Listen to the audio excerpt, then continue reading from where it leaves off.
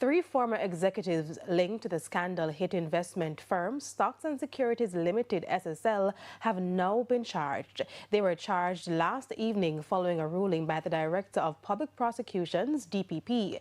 The development follows yesterday's coordinated raids at their homes. But as you'll also hear in this report from McKinsey Robinson, those charged have since been offered bail.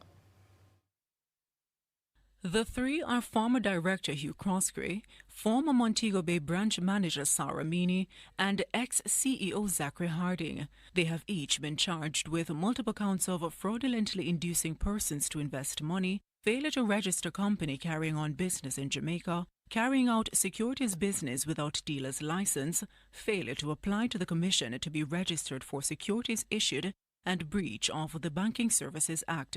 Each has been offered station bail in the sum of $1 million and is to appear before the court on January 26, 2026. One of the attorneys representing Mr. Croskery, Peter Champagny, is urging the public not to rush to judgment.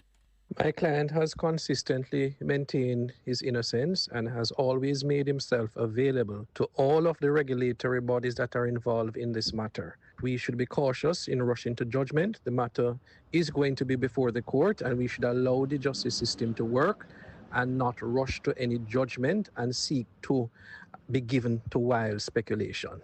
Mr. Croskery is also being represented by Samoa Campbell. On a Saturday, members of the Security Forces and the Financial Investigations Division conducted search and seizure operations at the homes of the three. The operation targeted 4 premises, 3 in St. Andrew and 1 in St. James, as part of the long-running probe into the multi-billion-dollar fraud at SSL. The fraud scandal first came to public attention in January 2023. Yesterday's operation marks the first major public law enforcement development in the SSL case in more than a year. Former SSL employee Jean Panton was charged with multiple offences in February 2023.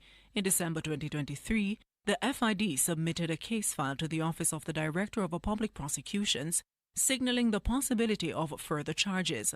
However, the DPP has since indicated that outstanding issues remain which have affected the assessment of the file. Welgen Limited, a company owned by sports legend Usain Bolt, is among more than 200 affected clients of SSL. McKinsey Robinson, TVJ News.